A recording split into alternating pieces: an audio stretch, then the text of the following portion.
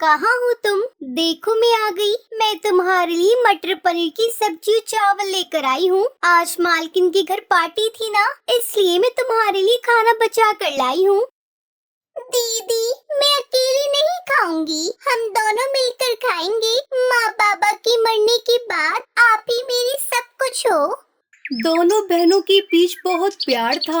माता पिता के मरने के बाद छोटी सी उम्र में ही टुनटुनी ने अपने कंधों पर घर की सारी जिम्मेदारी उठा ली। एक दिन दोनों बहनें घर का कुछ सामान लेकर बाजार जा रही थी। तभी रास्ते में उन्हें घायल खरगोश दिखाई दिया।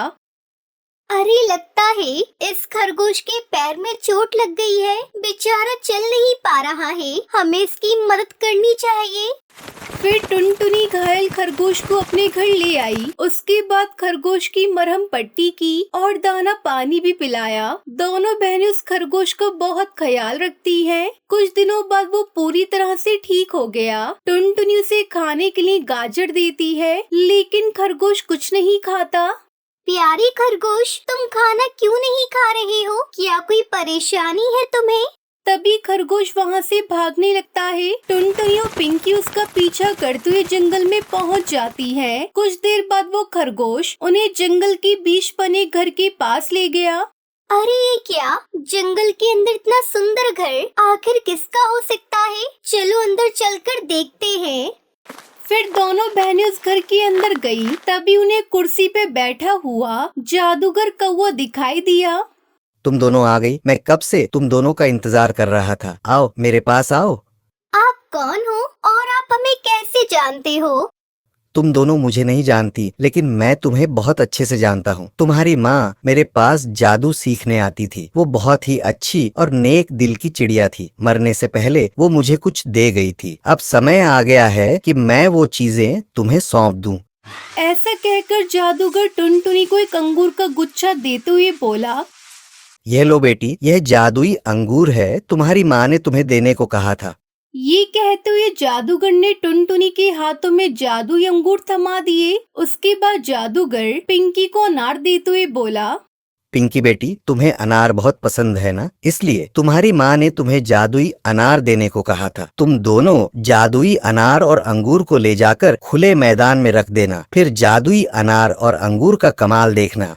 उसके बाद खुश होते हुए वो दोनों जादुई अनार और अंगूर लेकर खुले मैदान में गईं। फिर वो दोनों जादुई अनार और अंगूर को खुले मैदान में रख देती हैं। तभी अचानक एक चमत्कार हुआ। जादुई अनार एक बहुत बड़े जादुई घर में बदल गया। वहीं अंगूर एक बहुत बड़े अंगूर घर में बदल जाता है।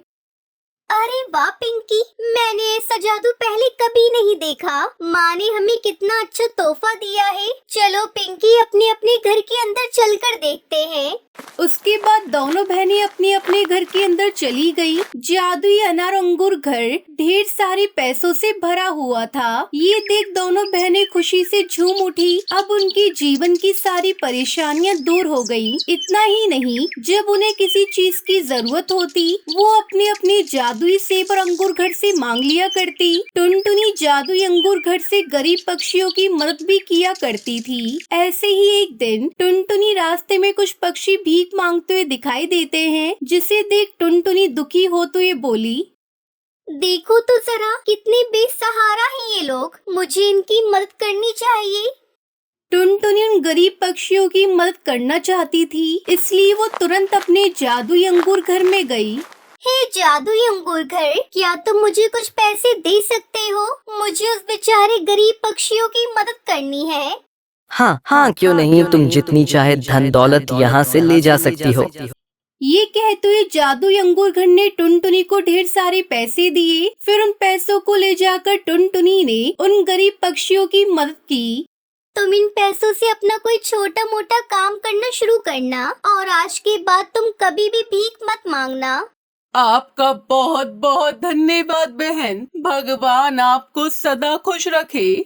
वहीं दूसरी तरफ पिंकी धीरे धीरे बहुत ही घमंडी हो गई। वो दूसरों की मदद भी नहीं करती थी। एक दिन पिंकी कहीं जा रही थी, तभी रास्ते में उसे एक बूढ़ा तोता दिखाई दिया। बिटिया सुनो बिटिया, मैं बहुत भूखा हूँ, कुछ खाने को दे दो। भगवान तुम्हारा भला करेगा। क्यों रे बुड्ढे, मेरे पास क्या पैसों का पेड़ लगा हुआ है जो तुझे उसमें से तोड़ कर दे जादू, काम तो कुछ किया नहीं जाता, भीख मांगने की आदत पड़ी हुई है। इस बात से जादुई अनार घर पिंकी से बहुत गुस्सा हो जाता है। तुम मेरा गलत फायदा उठा रही हो। तुम कभी भी किसी की मदद नहीं करती, ये गलत बात है। तू अपनी बकवास बंद कर, ज्यादा ज्ञान बांटने की जरूरत नहीं है। मैं तेरी मालकिन हूँ, इसलिए जो मैं कहती हूँ चुपचाप वही कर।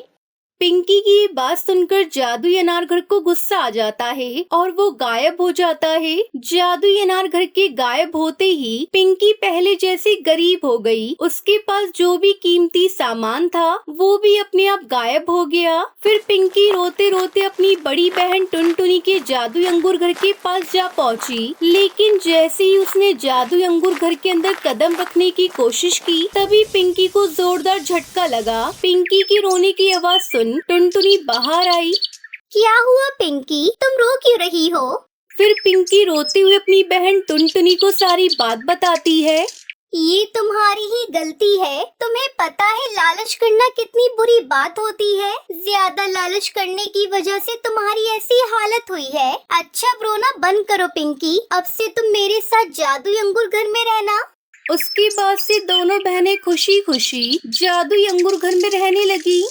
बहुत समय पहले राजस्थान के जंगल में टूनी चिड़िया अपनी बहू टुनटुनी चिड़िया के साथ रहती थी। शादी के कुछ साल बाद ही टुनटुनी चिड़िया के पति की मौत हो गई थी। पति की मौत के बाद टुनटुनी चिड़िया ने कुछ गाय को पाल लिया और उसका दूध बेचकर घर का खर्च चलाने लगी। एक दिन टूनी चिड़िया की बहू टुनटुनी चिड़िया उससे कहती है, माँ जी, मुझे बहुत ही स्वादिष्ट दही जमाना आता है। मैं सोच रही हूँ दूध के व्यापार के साथ साथ क्यों ना हम लोग दही जमा कर बेचे, हमारी आमदनी दुगनी हो जाएगी। फिर हम पिंकी को अच्छी शिक्षा दे पाएंगे। बहू, तुम्हारा विचार तो बहुत अच्छा है। ऐसा करती हूँ, मैं 2-4 गाय और खरीद लेती हूँ। अब दोनों सास बहू दूध के साथ साथ दही जमाकर बेचने लगी। अरे वाह टुनटुनी बहन, ये तो तुमने बहुत अच्छा किया। हमें दही लेने के लिए शहर के जंगल जाना पड़ता था। यहाँ जो कालू दही बेचता था ना, उसकी क्वालिटी तो बिल्कुल घटिया होती है। ऐसा करो, तुम मुझे 20 थैली दही की पैक करके दे दो। मेरी बहू को मायके जाना है। अभी देती हूँ हरी काकी। इस तरह जंगल के पक्षी टुनटुनी चिड़िया से दही खरीदने लगे। एक दिन जमींदार कड़कनाथ सेठ टुनटुनी चिड़िया की दुकान पर आता है।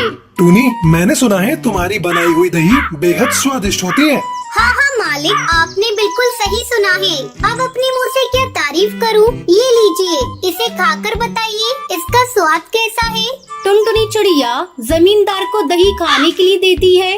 वाह वाह, इसका स्वाद बेहद लाजवाब है। बस मुझे ऐसी ही दही चाहिए। मेरे बेटे की शादी 2 दिन बाद है। मुझे दही बड़े बनवाने हैं, तो तुम मुझे 10 किलो दही दे देना। मिल जाएगा मालिक। ये सब देखकर कालू कौआ जल भुन जाता है। मैं इस टुनटुनी को नहीं छोड़ूंगा। इसकी वजह से मेरा धंधा चौपट हो गया। इसे तो मैं सबक सिखा कर रहूंगा। अगले दिन टुनटुनी चिड़िया अपनी सास टूनी के साथ मिलकर जमींदार के लिए दही जमाती है और उन्हें रखकर अपने गाय को दाना पानी देने दोनों सास बहू चली जाती हैं। उधर कालू कौआ बहुत सारे नींबू लेकर टुनटुनी चिड़िया के घर आता है और उनका रस निकाल कर रख लेता है। घर में किसी को न पाकर कालू कौआ बहुत खुश होता है। अब देखता हूँ ये टुनटुनी चिड़िया जमींदार को कैसे दही देती है। जब ये कड़वे दही बड़े जमींदार के मेहमान खाएंगे तो थू थू करने लगेंगे। फिर जमींदार इन दोनों सास बहू को मौत के घाट उतार देगा और मेरा रास्ता भी साफ हो जाएगा। इस तरह कालू कौआ साथ में लाए हुए नींबू के रस को सारे दही में मिला देता है और चुपचाप वहाँ से चला जाता है। थोड़ी देर बाद दोनों सास बहू गाय को दाना पानी देकर घर वापस लौटती है। माँ जी अब जल्दी चलिए, हम लोग कड़कनाथ के यहाँ ये सारे दही के पैकेट पहुँचा देते हैं। तभी पिंकी चिड़िया स्कूल से घर वापस आ जाती है। माँ, मुझे ये दही दो ना, मुझे भी दही खाना है। नहीं बेटा, ये दही जमींदार के यहाँ देने हैं। बहू, जब पिंकी को दही खाने का मन है तो उसे 1 पैकेट दही का दे दे। टुनटुनी चिड़िया पिंकी को 1 पैकेट दही दे देती है। जैसे ही पिंकी दही खाती है, माँ, ये दही तो बहुत कड़वा है। फिर टुनटुनी चिड़िया दही को टेस्ट करती है। अथु, हाँ माँ जी, ये दही तो सचमुच में कड़वा है। अब हम लोग क्या करेंगे? टुनटुनी चिड़िया भगवान का नाम लेकर दही के पैकेट को आंगन की मिट्टी में दबा देती है। हे भगवान, अब हमारी इज्जत आपके हाथों में है। किसी तरह जमींदार कड़कनाथ के कहर से हम लोगों को बचा लेना। अगले दिन टुनटुनी चिड़िया अपने आंगन में जाती है और बहुत सारे दही के पैकेट पेड़ पर लटके हुए देखकर हैरान हो जाती है।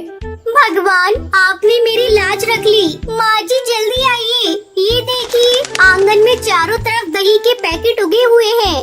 टूनी चिड़िया भी दही के पैकेट पेड़ पर लटकते हुए देखकर हैरान रह जाती है। फिर जल्दी जल्दी दोनों सास बहू दही के पैकेट को तोड़ती हैं और जमींदार के घर पहुंचा देती है। उस दिन के बाद से टुनटुनी चिड़िया उस पेड़ पर लटके दही के पैकेट को भी अपनी दुकान पर बेचने लगती है। सभी उस दही को खाकर तारीफ करते हैं। इस तरह टुनटुनी चिड़िया अपने परिवार के साथ खुशी खुशी रहने लगती है।